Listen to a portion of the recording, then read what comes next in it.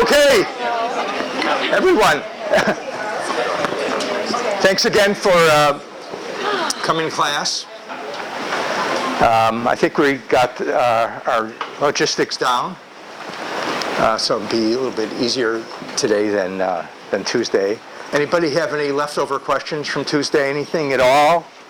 If you ever have a question about the course, your expectations, my expectations, or why things run the way they do, please ask me, because all this has been pretty well sorted out over the last 13 years.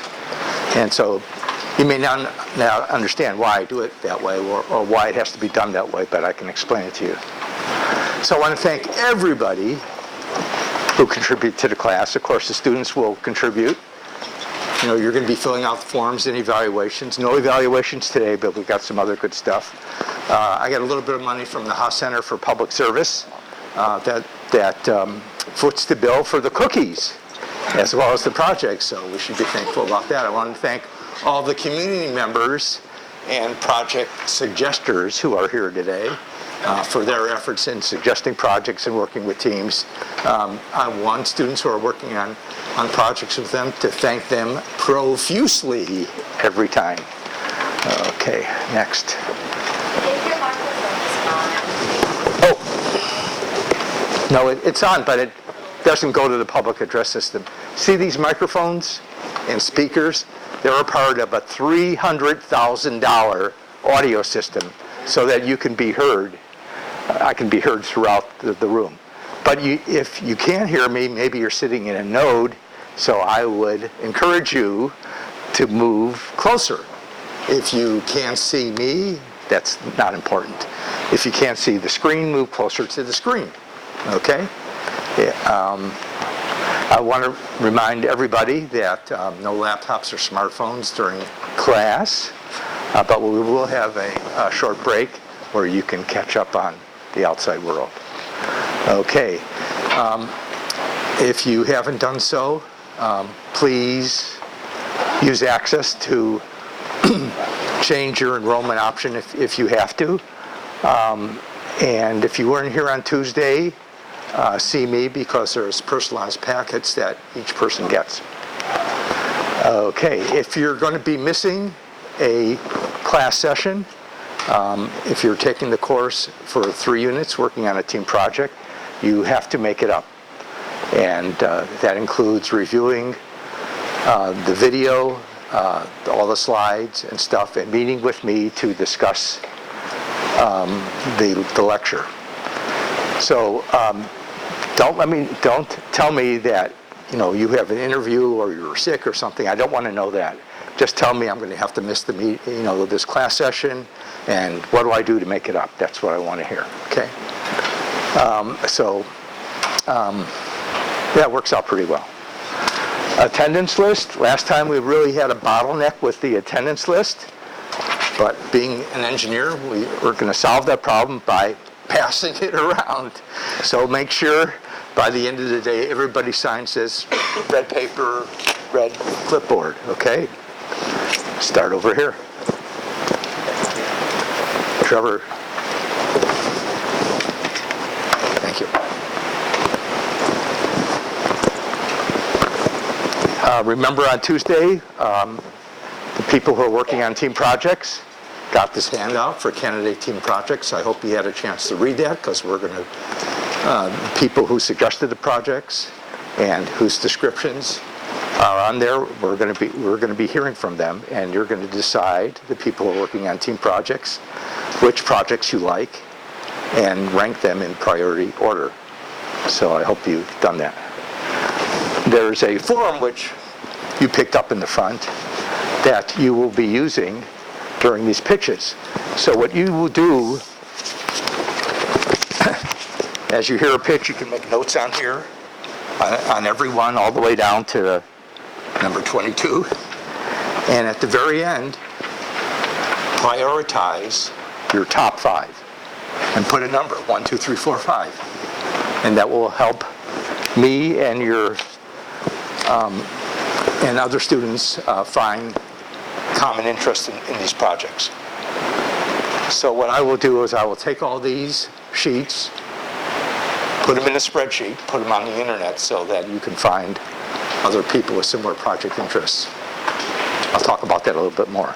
Next Tuesday we'll have Gail Curtis here. He'll be our first guest lecturer. He and I will talk about design process and have a couple exercises that are a lot of fun. Left over from Tuesday, persistent vegetative state means a loss of higher brain functions, like Terry Schiavo, who was in the news several years ago. Gender disability, in some countries, if you're born a girl, you can't go to school. And there have been instances where these girls have been made up to look like boys to go to school. So that's a disability, but okay. And Moses' disability was that he took a live coal and put it in his mouth in order to fool Pharaoh to think that Moses wasn't a powerful person who could destroy the kingdom. So he had a speech impediment after that. Some people say it was stuttering, but some people say he just had a speech impediment. So that's all about. So I want to introduce some people who aren't here. Matteo, you'll hear from later in the quarter. He'll talk about indoor environments and people with disabilities. Debbie Kenny is an OT that I work with at the VA, and Doug is a mechanical engineer consultant and graduate of Stanford. And Jules was a student maybe about 8 years ago. These people are part of your team resource. You're welcome to call them, ask them questions about anything, and they'll be very helpful. So they're a part of your team. At this time, I want to introduce Elliot. There he is from the PRL, who will talk about the PRL.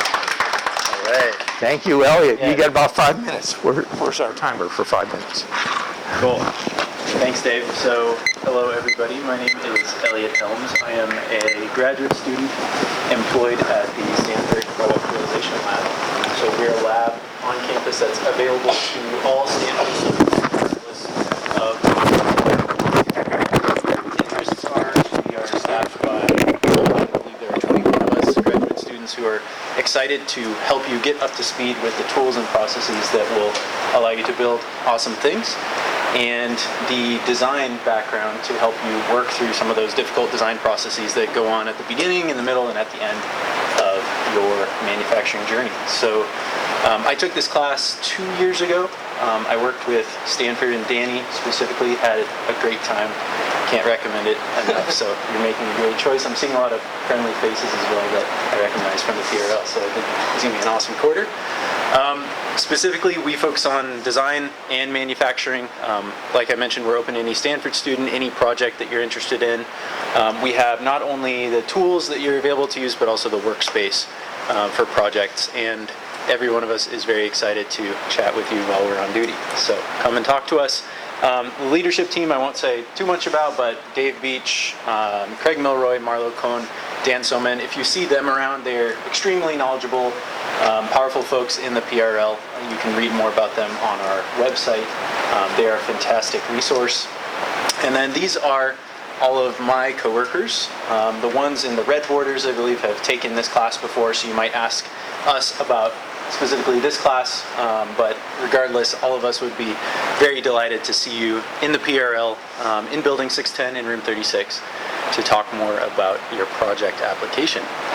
I'm going to talk a little bit more specifically about one of our labs, which is Room 36, which you'll probably find yourself spending most of your time in this quarter, in that it is the rapid prototyping and kind of early stage design branch of the PRL. So some things that you might consider while you're in here, rapid prototyping.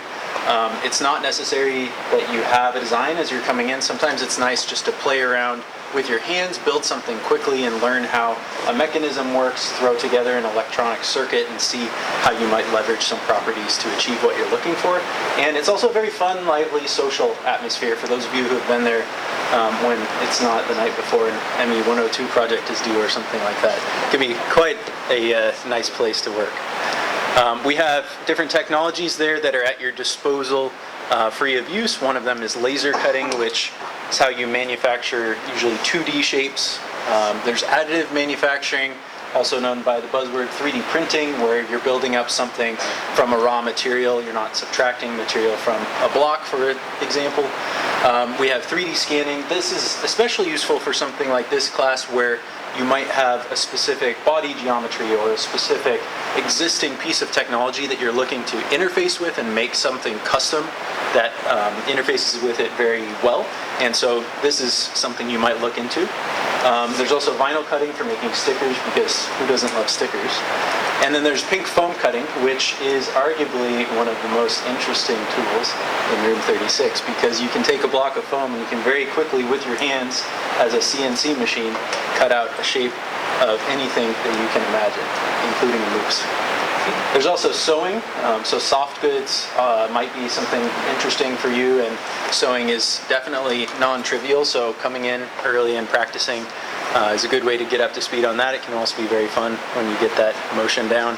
And then, as I mentioned earlier, electronics. So this is really the only lab in the scope of the PRL that focuses on electronics. So we do have electronics available for you to use while you're in the lab. So if you want to get up to speed on an Arduino microcontroller, Arduino Uno in this case, or something along those lines, we have those resources available for you to use. We also sell electronics at cost. So we have a number of microcontrollers, actuators, discrete components, things like that, that you can use for projects that you're working on for this class. So please come check out our catalog and leverage that.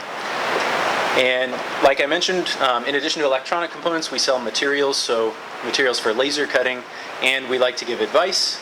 And these are our locations. So room 36, this laser pointer won't show up, but room 36 over in the Huang Engineering Center, and the quote-unquote main lab, machine shop, welding shop, etc. is in building 610. And these are how to get started. So the short answer is, if you go to web shop and you sign up for a safety training, if you haven't taken one already this academic year, that will get you started. There's a specific lab pass purchasing protocol, and then you're ready to come in anytime we're open. And looking forward to seeing you soon. Awesome. Thanks, Dave. Thank you. So at this time, we're going to take a short break. We're going to get Abby down front so that she can do her first presentation. Oh, there you are. And it's going to be very short, so just a couple minutes. So stay tuned. 3 minutes.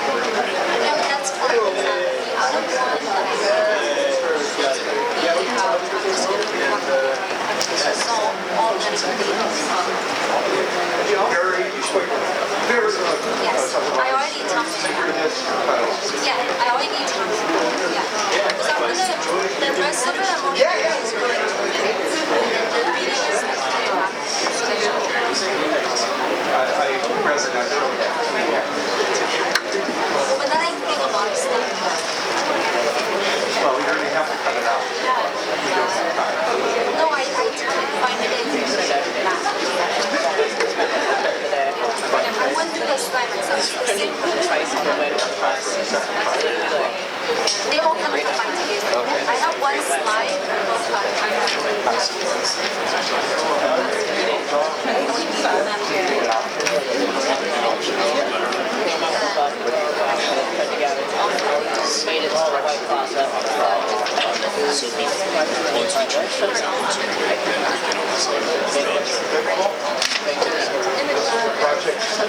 Your projects are different from the team projects.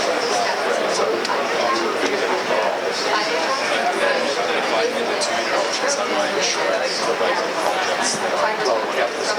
there's another person that's taking great. As soon as I know that I'm confirmed into it. Oh, you're in. As in, I'm going in 3 units and I need to go Oh, okay, so you're.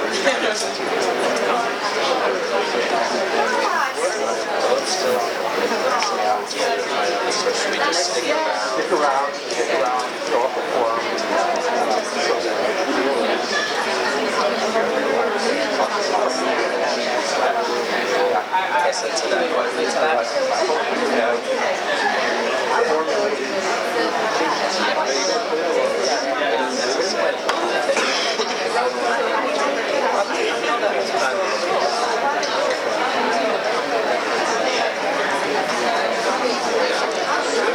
Okay, let's get going again.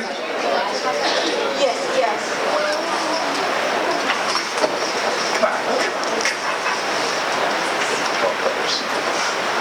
You're being too sneaky.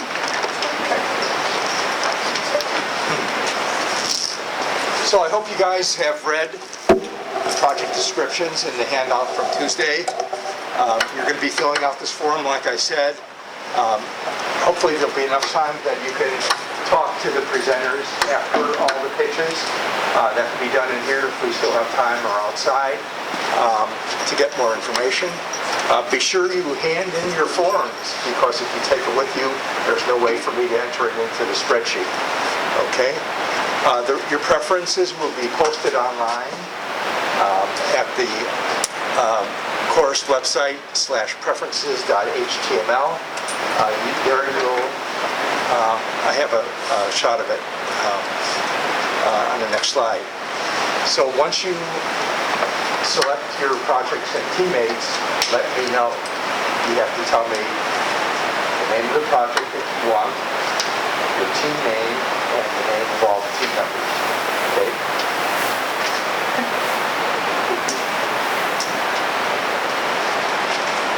All right. So that's how it works. And it's the first to file that's the project. This is what it looks like on the website. In the columns, you'll see all the projects, and in the rows, you'll see all the students. There'll also be a picture of each of the students, each of the 27 students working on team projects. You can click on their name to send an email, and at the bottom it tells you what year they're in and what their major is. Okay? So that's how you find people. Okay? It's okay to find people to form a team with people you know. That might not always happen, so reach out for others who have a similar interest. Okay? So you want to look at, what each person's skills are, their personality, get to know them, talk to them. I had one instance where 2 friends formed a team, didn't quite work out, so a person who's a good friend may not be a good teammate. Okay. Another thing to consider is how many other courses and projects and what's your time like for this coming quarter, because this will require, working on a project requires effort, and it's an effort that happens every week. So you've got to have enough time to devote to these projects. If you're an athlete and have practice, or you know that you're going to be missing a lecture, let them know beforehand. It makes it a whole lot easier.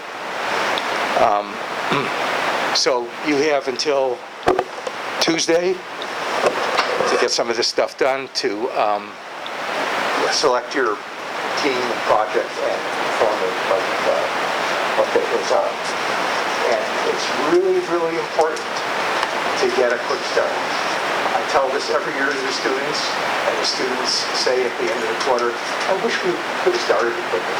So I'm telling you, for myself and 10 years of students who are working on this, get a head start. And you do that by meeting early with your team, finding meeting times. That's really important, to find a time where you can all meet together, figuring out what skills people have, what position, what role they might play in the team. Certainly go to the PRL and get their safety training and pay the $60 fee. This is the best $60 you'll ever spend.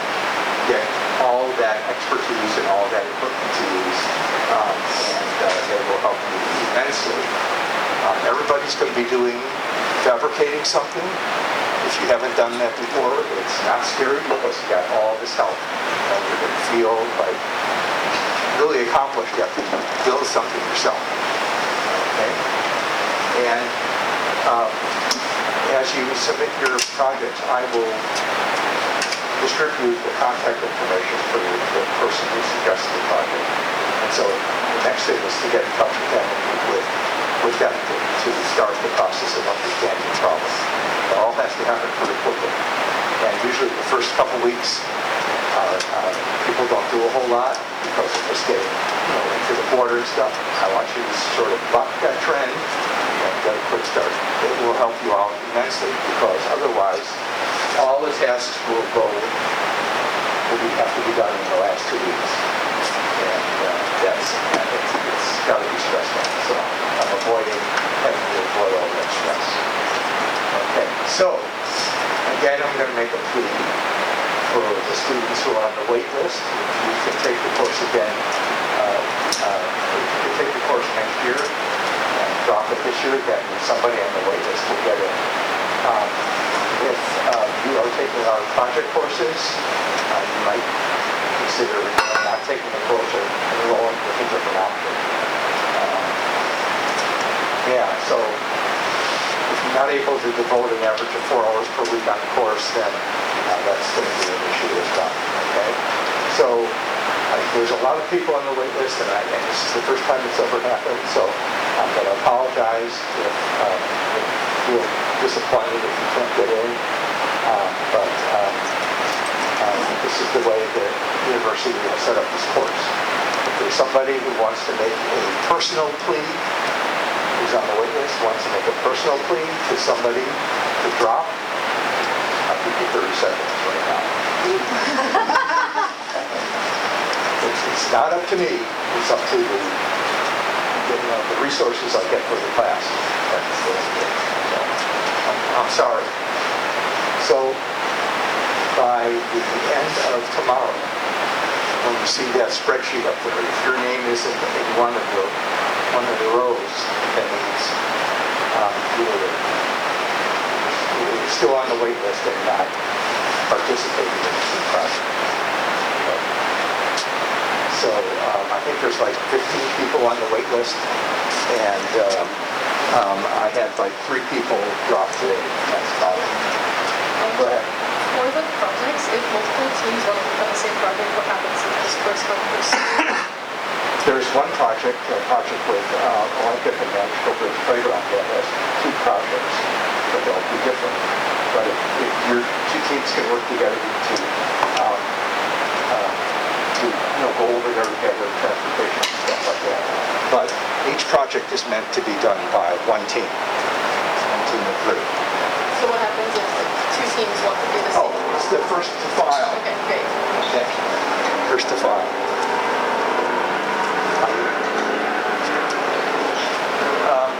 So there's situations where you want a project, but it can't be just limited to the one project that you like. So keep an open mind. Try to convince other people to work on the project that you like, or have an open mind and work on a different project. Okay. For those working on a 1 or 2 credit project, I think as of today, there's 2 people working on a one unit project and 2 people working on a 2-unit project. It's okay if the 1-unit people or the 2-unit people team up to work on that together. Okay. One of the options if you're on the wait list is to work on a 1 or 2-unit project, which is a simpler project that may not involve a user. But if you read it, it's some of the things that you can do a report, do a survey, do a CAD design on something. So there's a lot of options there. But in order to get that, you have to talk to me in order to get that approved. Okay. The 1 and 2 credit unit projects are not going to be hitched. Well, I'm going to talk about one of them. And so there's lots of projects. I typically, like to get more projects in our team so that you have a choice. And these are all of them that we're going to be going through right now, and I've got a few for you as well. And maybe we'll start it off with Abby, who's right here. Welcome. Oh, that's for advancing the slide, but I can do that. Okay. So hi, my name is Abby Tamara,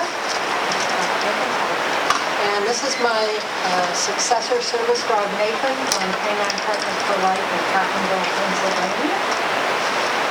I've suggested 5 projects. 4 of them I have made videos that you will see, and I've used 3 different mobility devices. So each project is more specific. So Dave's going to show the videos, and then I will go ahead and talk about the 5th project that I have a video. Okay, so want to say anything about you or your wheelchair? So this is a Will Model M. It is 4-wheel drive, goes on any terrain. Japanese model is actually no longer on the market, and it's extremely fast.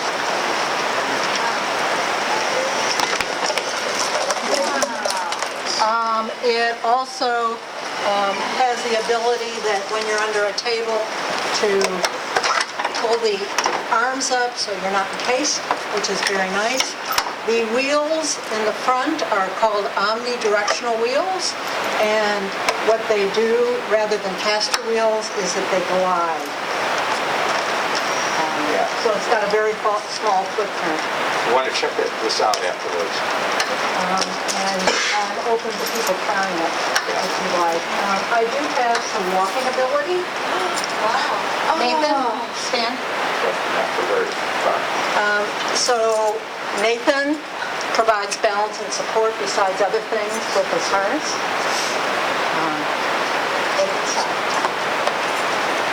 And the harness is specific to the organization that he's belonging to. Next slide. First project is, should I just play the video? Yeah. I wasn't able to get the audio Okay, to I'll play explain. through, but I can play the video here. So I can, and this is a cot.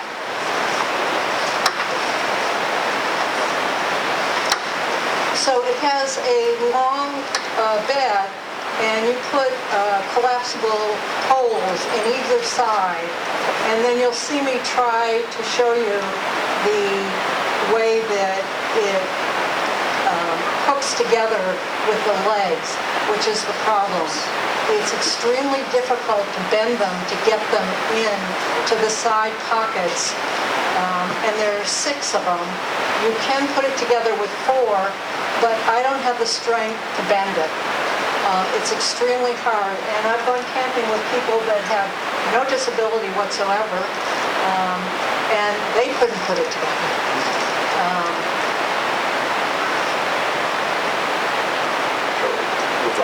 Yeah, so what I would like is some kind of a solution. This gets off of the ground about 6 inches to get me off of the ground on a cot, and some way to solve this. So Abby doesn't have a whole lot of strength in her hands, and the grip isn't very strong, so that's one of the frustrating factors with this design. Okay, so the next one. Next one, lab tray project. And is this audio even? I think you're going to have to narrate. Oh, okay.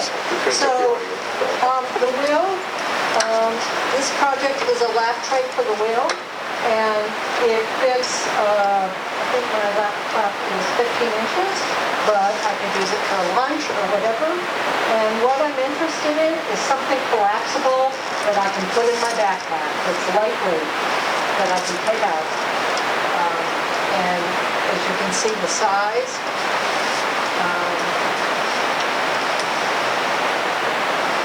What are you going to use your lap tray for? Okay, so I'm an artist.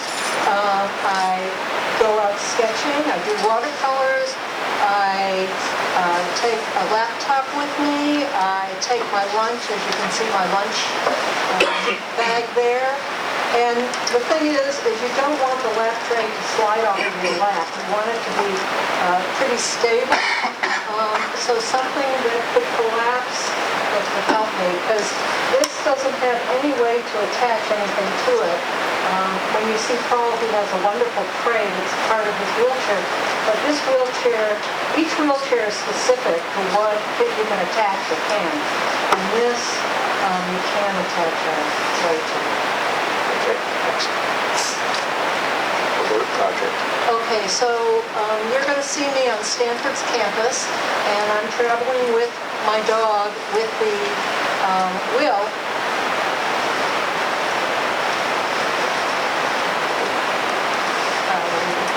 Yeah, it's Oh, okay. Okay, there we go. So when I'm traveling in crowded areas, as you can see, I went really fast. There's no way that I have. This wheelchair works with me operating the speed with one hand, the acceleration with another, and my dog with one hand. So I don't have any way to hold something else, a bell or something, to alert, and it's got to be loud enough so that when there are crowded people around me, they can hear me. Otherwise, I can't really move very much in a crowd. So something audible that could go on the wheelchair, maybe here somewhere, that I could just push or something would be magnificent. It's a huge problem. number 4. This is my travel scoot. It's a 35-pound lightweight scooter. It collapses. It does have this basket that is as wobbly as can be, so it's really useless. And I do a lot of things that I go camping with it. Do you have the video card? Yeah. Oh, okay. So the model I have, you cannot put the basket on the back. It's a junior deluxe for somebody 5'3" or smaller. And this is me at a campsite. It's too bad that we don't have the audio. The audio is really good. Anyway, in front of me on the picnic table are all the things I take with me when I go out on a trail camping, which includes my lunch, my water for myself, for my dog, my art supplies. I have locks in case I do leave the scooter. I take a helmet with me. So lots of things, but I don't have any storage area. And in a minute, you'll see me get on the scooter. And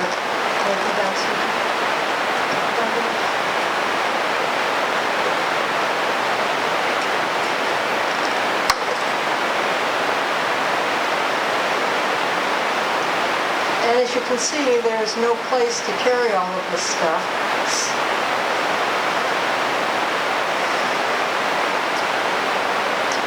Abby lives locally, so it'll be easy for a team to interact with her in Mountain View. Okay, so that was a travel scoot, and you've seen the wheel projects. My last project, and this is the Will CI. And the CI is a scooter model. The Model M is 250 pounds, and it's something that doesn't travel. The Will CI comes apart in 3 pieces. It has 2 lithium-ion batteries to it, so it's very portable. And you don't really need a different kind of a vehicle to use it. It does have these Omni wheels, but they're 2-wheel drive rather than the 4-wheel drive that's the Model M. So what I would like for this device is some kind of lighting. And as you can see, it's already dark outside, which is fairly early when it's winter. So when I go back to my car, even in this device, this one does have rear lights, which are not very helpful to navigate with, but the CI has nothing, and it limits what I do and where I go when I don't have lighting, because I have a wide footprint, and I don't want anybody hitting me or my dog. You want to see where you're going. Yes, I want to see where I'm going. And even when it's lit outside in some places, it's not lit everywhere. And parking lots aren't necessarily lit. And some parking lots are behind buildings. It really makes it difficult for somebody that uses a wheelchair and is very active early morning and at evening. So anyway, I hope you will help me. Thanks, Ed. Okay, next we have June, and I'm going to be June today because June is she has a cold today, so I'm going to present her two projects. June is an older adult. She's sort of heavy, and she's in her 80s, I believe, and she uses a walker, and if you use a walker, I mean, it takes up some of your hands to operate the walker. And if your hands are already occupied, how do you do things like washing dishes, cleaning the bathtub, vacuuming, other types of things too? So the challenge for this project is to come up with a way for her to do some of these household tasks independently, given her condition. Okay, that's all I'm going to say about that. Her second problem is that, with age, a lot of people sort of shrink in height, and so things that were within reach for her when she was younger are now out of reach on the shelves. So she needs something that is able to reach those things. So I've set it up as a step stool type of things, but there are probably other solutions as well that you can explore with her. Again, this comes into play to increase her ability to do things on her own independently. I don't think she has anybody living with her, so it's really important that she's able to do these things on her own. Okay. So next up we have Paul. Come on up, Paul.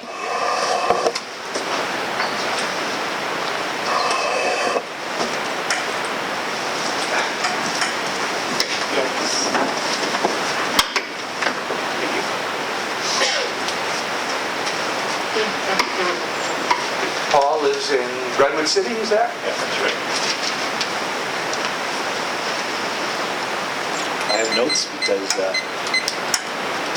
fine this week. Spontaneously, I did school night and I was trying to find out. I won't go over this stuff.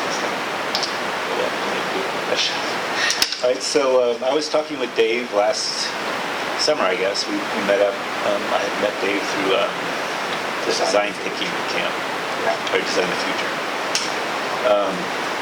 So I work as a software engineer, and I've always thought of myself as somewhat creative.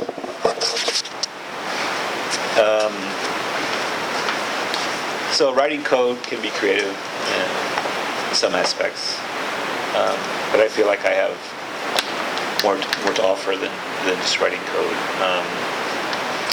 I did, at one point in my life, learn how to cook, actually by watching cooking shows. And then I taught my son how to cook, which he really enjoys right now.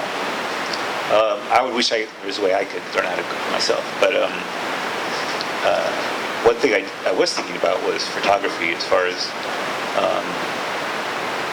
going somewhere wanting to take photos on my own without having to ask help from somebody for the phone. I can't pick up the phone myself. I have very limited functions. My hands don't function at all. My arms have very limited strength, so if I wanted to, I couldn't even pick up the phone. And so my idea was, let's try to make a camera that's accessible to me, that I could operate independently on my own. That's somehow hidden away, or not hidden away, but not, noticeably out there and attached to my wheelchair all the time. But that I could manipulate either robotically, or I'm not really sure how, to, point and shoot up and down, right or left. So some of the specs would be that I would want it to be available at any time. I'm in the wheelchair. I mentioned one was have it somewhat stowed away, but able to take it out on my own, again, without help. Somewhat small, so it doesn't take up the whole lap tray area. Another thought I had, but this is sort of far out one, is a camera that when I turned right or left, the camera would turn right or left, or up and down with my head. So I don't know if it would fix my head or somehow controlled the movements of my head. Is it possible I could have a device that would work with my phone? So, because I do carry my phone when I go outside. And that's pretty much it. Oh, and I'm available depending on how we meet, either video or in person on the date time. And I would think maybe we're going to have some robotic skills for this project. Well, it all depends on the solution Right. that the team comes up with. Yeah. Did I describe it well enough? Excellent. Okay.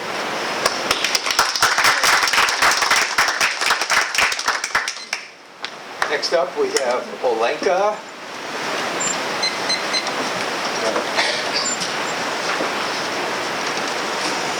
Hi, everybody. Happy New Year. First of all, I just want to say that it's so great to see so many people registered for this class. And no matter what your background or interest is, or what you do in your life, I just did a TED Talk, so I have to do a quick announcement in designing intentionally to serve the needs of everybody, with over 1 billion people around the world living with a visible or invisible disability. This class, I'm hoping, will open your eyes to the urgent need and even the financial benefits of it. So I come from the Silicon Valley. I did startups many, many years, and now I feel like I'm doing the ultimate startup. For personal reasons, I was able to design a playground now being called the nation's most innovative, inclusive playground. It's called the Magical Bridge here in Palo Alto. We're going to tour it next month, and I'm very excited to welcome you there. But my projects really revolve around the fact that Magical Bridge was created to be a playground to delight everybody, not only children but adults, grandparents, young children with and without disabilities. We've been thrilled that around the last 5 years, we've not been identified as a special needs playground. It's simply a playground that welcomes everybody, and isn't that the kind of world we should be living in? So Palo Alto is open. We opened that in 2015, but we actually, and it came because of my own daughter's needs. I'm not going to bore you with those details. The point is, every playground in the United States is supposed to be compliant to ADA law. However, that really does not address about 90% of the needs that are out there with varying disabilities. And we have discovered that there are many ways to design a playground that is great for everyone. As a result, we have a foundation. Now, I say it is the ultimate startup now that I'm lucky enough to be part of and running. And we are indeed in development with 6 or 7 other playgrounds around the Bay Area. We are local to Palo Alto. So our project, we have Redwood City under construction. Our projects would be this. We are looking for innovative ideas to increase the amount of play experiences on our existing playground in Palo Alto, or any number of the other projects that we have underway around the Bay Area. We have innovation zones. So I'm just going to say, as you evaluate your projects, go ahead and if you go into the Magical Bridge search engine and you read a little bit about us, it'll give you a flavor for what we do. If you're interested, we have wonderful project opportunities, and the great news is we're local, and many of the projects ultimately get implemented because we can do that. Our foundation has an office downtown, and we would be delighted to work with any and all of you, and more importantly, welcome you next month to the playground. So have a magical rest of your time here in this class. Thank you. Okay, we got Danny and Stanford next.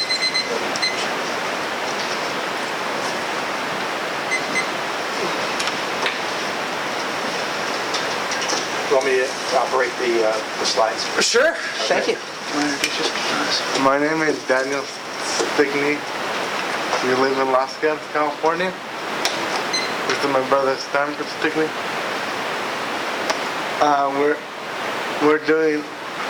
We're trying to do the wheelchair buckle on, as you can see.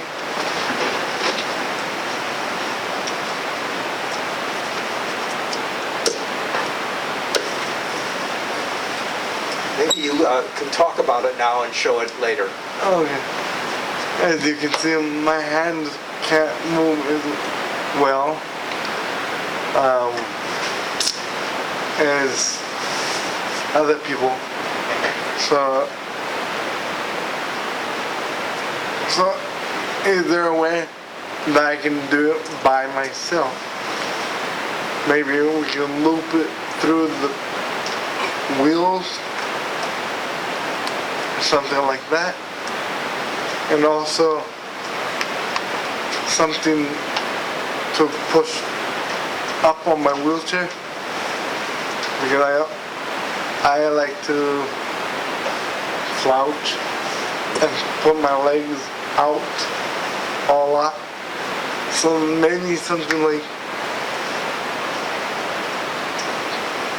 some bars on the frame of the wheelchair. Bars on the frame of the wheelchair that can help me push up. Thank you. If I may add just a few things. Sorry, that's all right, Dan. What we're looking for is, first and foremost, an amazing experience. We've so enjoyed Dave's classes the last 3 years. Win, lose, or draw, you're out there in the arena. We're looking at some of the brightest minds in the world. You're out there to improve the quality of my brother's life, and we thank you for that. We've had team projects where we'll meet every day after class, and we've had team projects where the weekend's coming and the final's due, and it's like, hey, let's hit it. Either way, we're good for it. And what we're so excited about is the friendships we make. And we have made friendships, lifelong friendships. Daniel will melt your heart with love, kindness, and happiness. And that's what the key takeaway is for us. Whether you're with our project or not, I invite all of you to our home. We live in Los Gatos. Our grandmother is the most beautiful woman you'll ever meet. She's a young 99. Oh God, come on. Oh, here. And in this room, I think more people will appreciate it than less. She is the grandniece for Leland and Jane Lathrop. And so she is this wealth of knowledge that is going to go at some juncture. And it's such a rewarding experience in the past times when we've had groups and people who have not been in our group come and have dinner and lunch and breakfast, because you get two Stanfords to get to talk. I think she graduated in 1940. And so it's nice to have a full circle, if you will. What we're looking for the belt is something in which Daniel can independently clip it on. Daniel can clip it off, but every day someone needs to clip it back on. And that's what it's all about. It's about independence. It's about improving Daniel's quality of life with the assumption that if it can work for one person, it can work for others. Perhaps after, if anyone's interested, please come meet with us. I don't know how it would look. Maybe it's got part magnet, maybe it has handles, maybe it's bigger. All I know is right now Daniel's reliant on someone, usually me or my father, to clip him back in. And that would be so cool if he could do that on his own. The other thing Daniel's talking about for slouching, it's true, when Daniel's on the phone, he does slouch. But part of it's also spasticity, and part of it is if you're sitting in the chair all day, you're naturally going to want to stretch your legs. So when you stretch your legs, I don't know if you guys saw, but Daniel, he pushed here to push himself back on the wheelchair. And you got to make sure that Daniel's dead, more so on this side, otherwise his butt will rub against the wheel, and that's not fun. So what happens throughout the day is that I will come underneath here and I'll pull him up.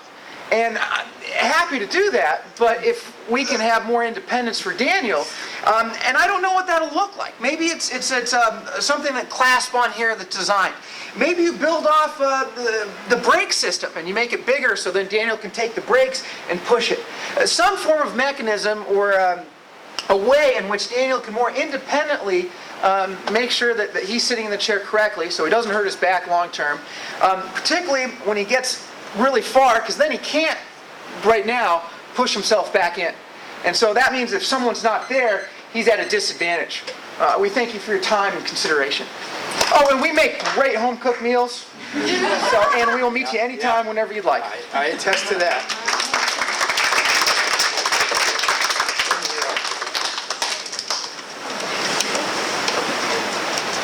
Do you want me to operate the slides? Yeah, I got the mouse though. Okay, good. Amy, take it away. So how many of you like music? Raise your hand. Oh my God, whole room. How many of you like dance? Oh, quite a bit. Okay. Oops. That's it. This is it? What about my side? Well, I just Okay. put that in there to help with that description. Oh, okay, got it. All right, so that was the project. So did you know dancing actually reduced risk of dementia by 76%? Anybody? And this is a 21-year study, tracked walking, biking, golf, tennis, swimming, listening to music, solving puzzles, and reading and writing. And dancing is the only one reduced risk of dementia. And this one is a 48,000 patient study in UK, indicating dancing reduced cardiovascular death by 46%, which is the number one death account 1 in 3 in the US. This one is an NIH Presidential Fellow, 28 research paper review, indicating all bucket of creative arts therapy, including music, dance, and art, improve quality of life by 50% and reduce pain by 59%. So why do I know that? Because when I was going through cancer, that's me right there. Stage 4, I went back to my childhood love in music and dance and art and really forgot how sick I was. And that is a common condition for many chronic patients and elderly who stuck at home often. The caregiver burden is also really severe. So music and dance and art not only improves physical conditions, but also emotional uplifting. And for people who's on wheelchair who couldn't stand for a long time, just doing finger exercise, moving your arm, enjoying the music, it actually improves your brain capacity, your balance, and for many people who are sitting on wheelchair for a long time, soil is easier to develop, blood circulation is reduced. Music and dance and art can make it much better and improve conditions over time. So that's the video. Well, yeah, I do it. Okay. So I started a company called Dance for Healing after my cancer. And this is a live video platform, empower anyone able to connect with a buddy remotely and enjoy a pre-recorded dance video anytime, anywhere. And it's based on Stanford Professor B.J. Fox behavior model. In order to cultivate any behavior change, you need 3 components: motivation, ability, and trigger. Trying to encourage people to do things is extremely difficult, right? Like one of the examples that he used is like, imagine your phone ring, you didn't pick it up, why? If it's an ex call, you don't want to pick it up. That's motivation. Extremely difficult, don't go there. And then if it's you didn't hear the phone ring in the shower, that's ability, but you can still design some kind of technology to pick it up, right? But oftentimes you simply do not hear the phone ring, and that is the behavior trigger. So since we can't hear, I guess we can maybe go to... You'll have to narrate over it because I can get the sound to work. Okay, got it, okay. Sure. Or we can move on if you want. Okay, so the video platform does two things. One is allow you to match to a compatible buddy. So we do patient-to-patient matching. We also do caregiver-to-caregiver matching, and we also do intergeneration. So like in the Bay Area, how many engineers have aging parents in the Midwest, in Europe, in China, where they can't just drop their job and go care for their parents? But they can, watch this video platform. They themselves exercise and benefit from it, and also empower the elderly parents able to exercise remotely, maybe with the grandchild. Yeah, so as you can see, this is the platform. Like empower, and our previous program, this is actually a Stanford program. So you can see myself dance in there. These are all patients. All these are cancer patients. Yeah, I guess we can skip it. We'll go to the next one.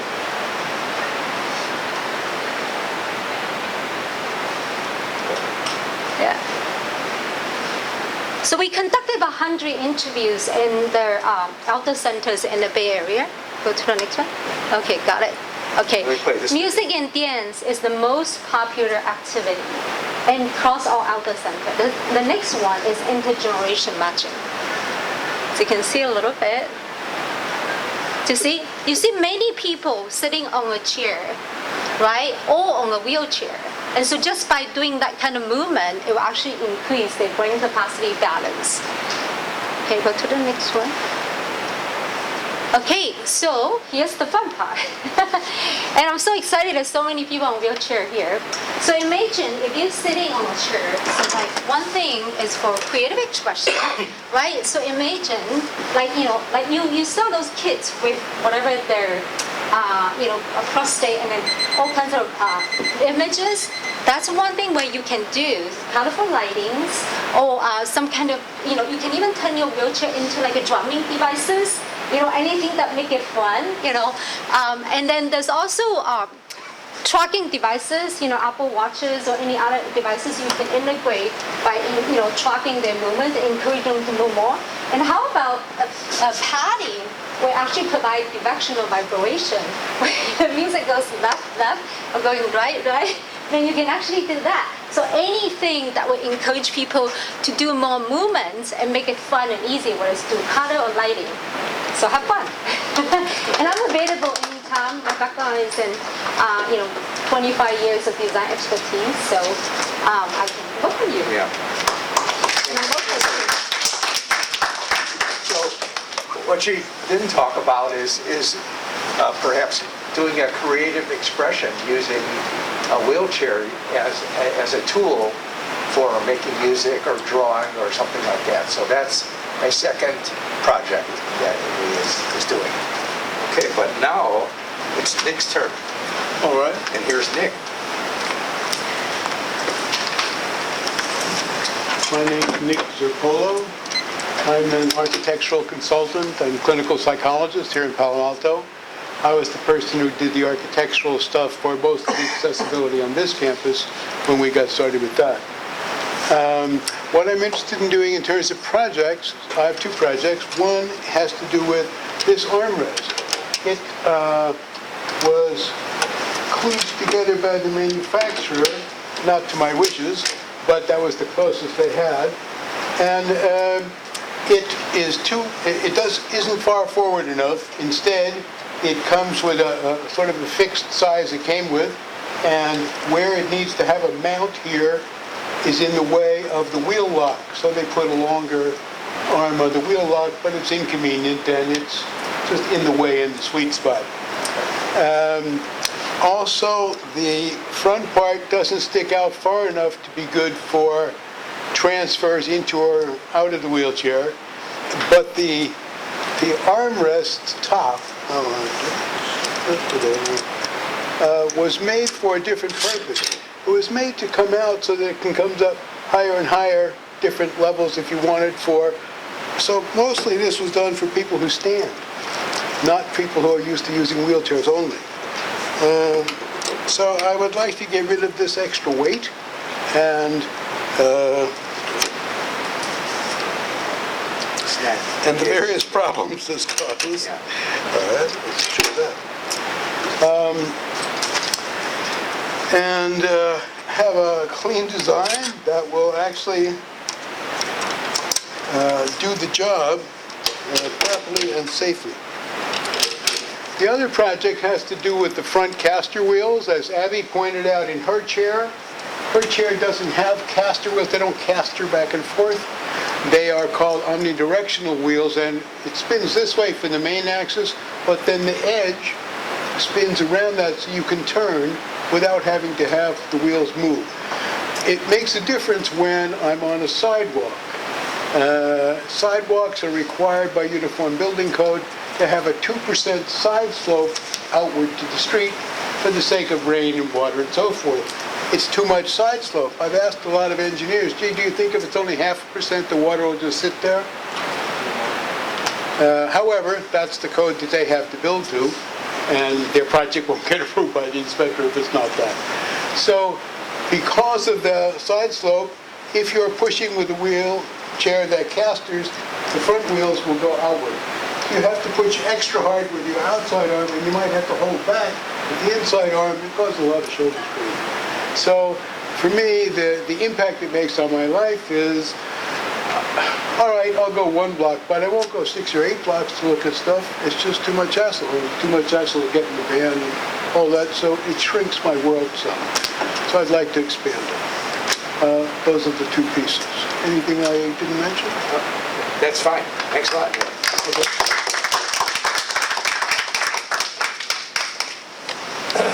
Zia, you're next. Or Maria.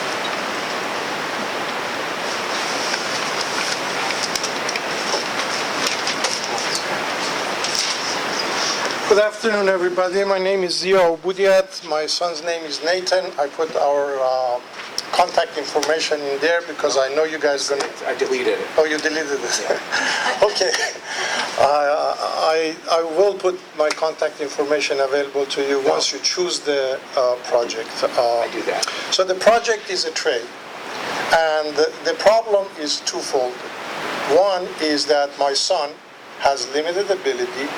He can only use his left hand, and within that, very little. So he can use the joystick on a wheelchair to move left or right. So he uses his mouth for most of his functions. Today, the second part of the problem is there is a lot of available component that can be added to a wheelchair, but each one of them, if electrical requires wiring, if mechanical poses, while solves the problem, poses a new problem. For example, if I just use this particular picture for a moment, this is a mirror that is supposed to provide the rear view control. So if someone in a wheelchair wants to back up, he won't hit an aisle or a person's leg.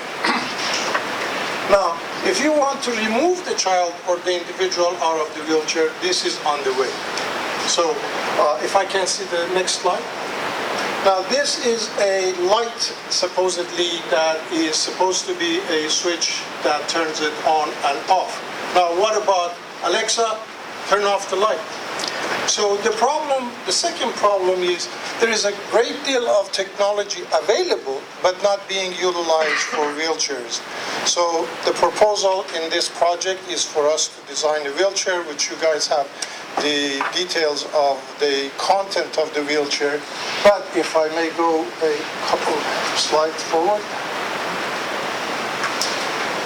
So what can we put in this wheelchair? So you guys have seen the bicycle riders have a health monitoring device.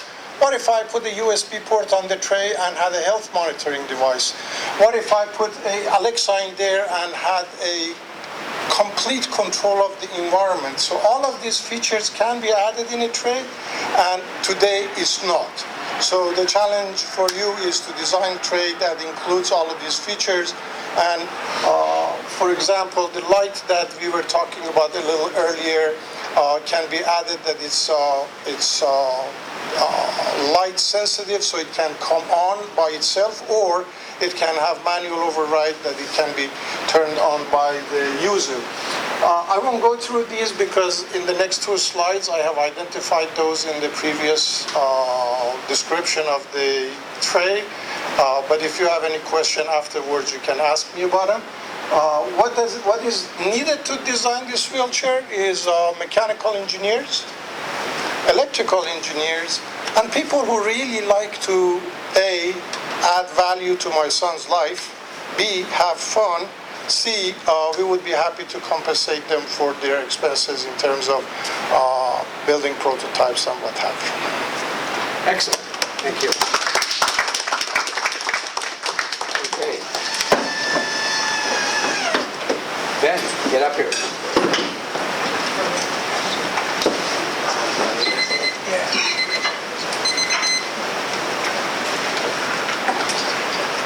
Ben has a really cool wheelchair. Check this out. Okay, yeah, so, can I start? Yeah. Great. My name is Ben. I am a third-year PhD student here on campus, so I'm close by. I am going to just spend a couple minutes maybe telling you guys a little bit about me, my wheelchair, and my disability, and then I'll cover the thing I'm looking through to build a little bit at the end. 3 minutes total. Yeah, I got you. Basically, I just got this new wheelchair recently, and it is fun. It allows me to steer with no hands and can go up really steep inclines and go really fast. It's, I think, the fastest wheelchair on the market. You can see a little bit about that. And it's just so much fun, it's unbelievable. The problem is, it's big, and I'm big, so it makes it hard for me to fit places. So I'm here on campus, I'm in classes, I'm studying and working on things and researching, and I have trouble sitting at these tables now. I have trouble sitting at a lot of desks and things like that. And I also care about the way I look. So I would like something that is aesthetically pleasing and useful and allows me to eat my meals without having food laying on my lap afterwards, or write, study, maybe something for reading that I could angle a little bit. And basically, this would really help my life in terms of actually being a student here.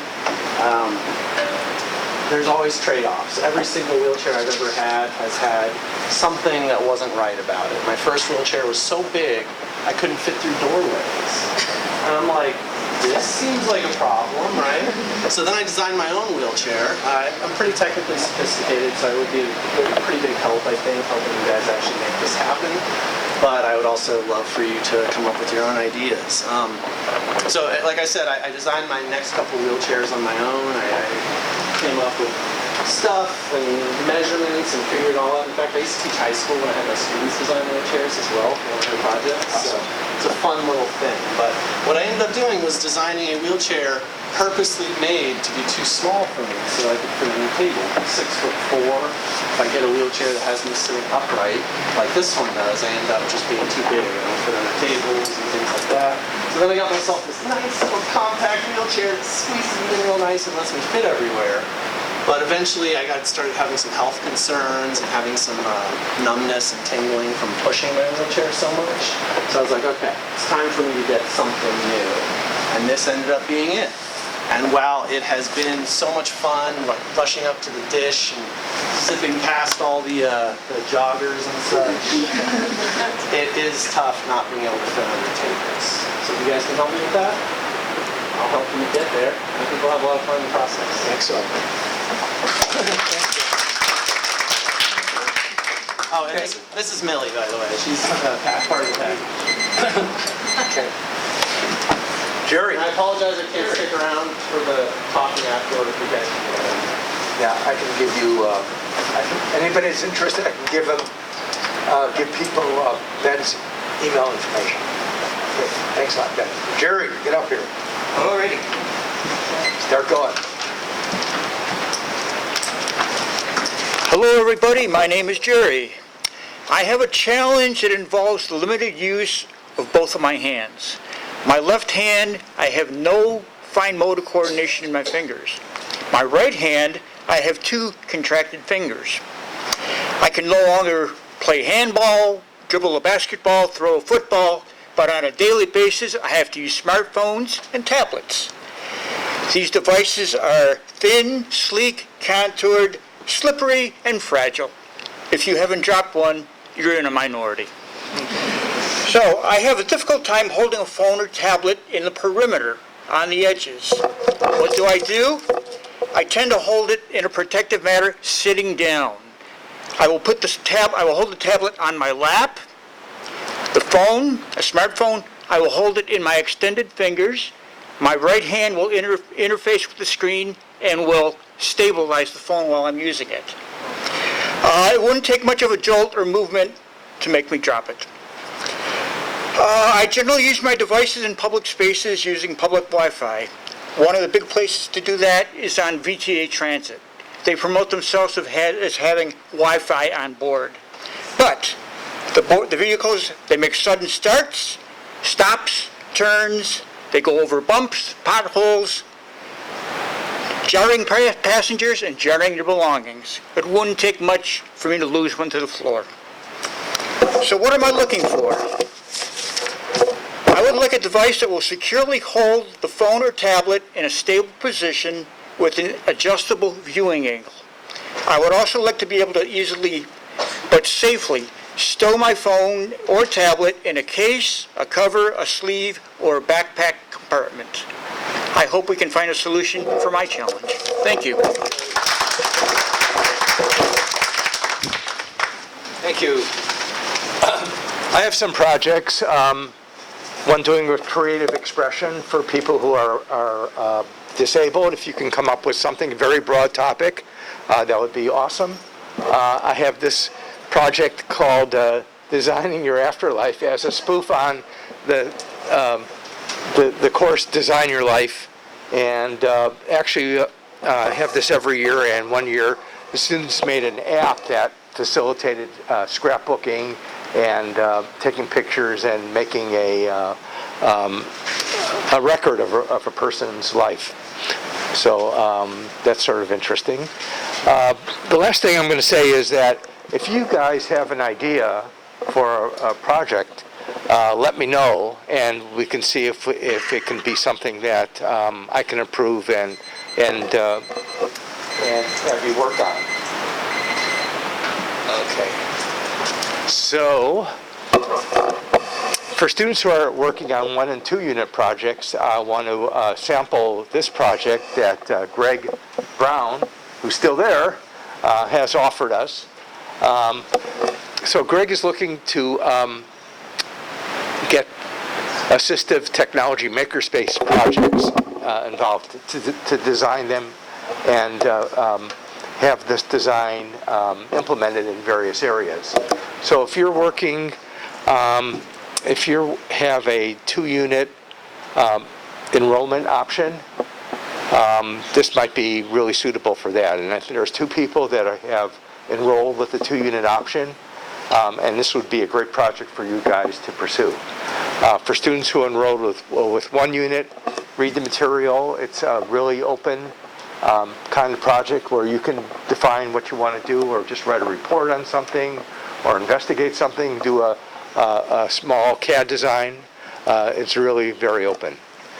So we actually made it on time, and it looks like we're going to be able to stick around here. There's nobody putting it out. So at this time, I would like you guys to fill out your form, indicate 1, 2, 3, 4, 5, and after you've done that, meet up with some of the presenters that you'd like to get a little bit more information from, and turn the forms in to me. And by the end of the day on tomorrow, I'll have all this information posted on the website and send you an email on how to access it. Unfortunately, that will also be the deadline for waitlist people.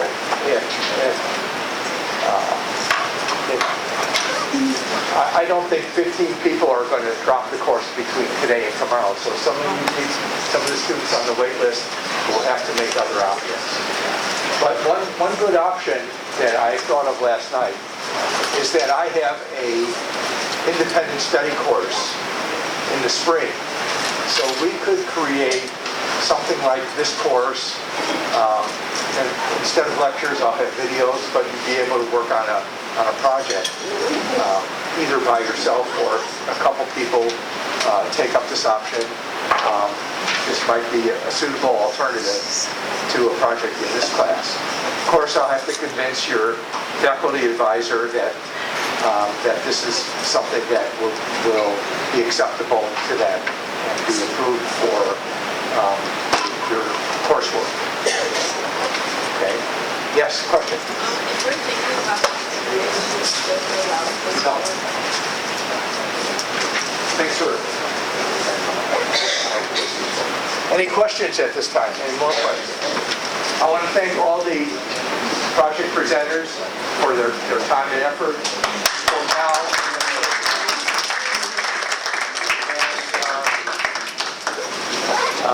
I hope you find something that's going to be really interesting for you. It's going to be a very good experience working with these people. I've known most of them for years and years, and they're real people, they're really friendly, and it'll be an absolutely positive, great experience for you. Thank you. Yay! You got it on time.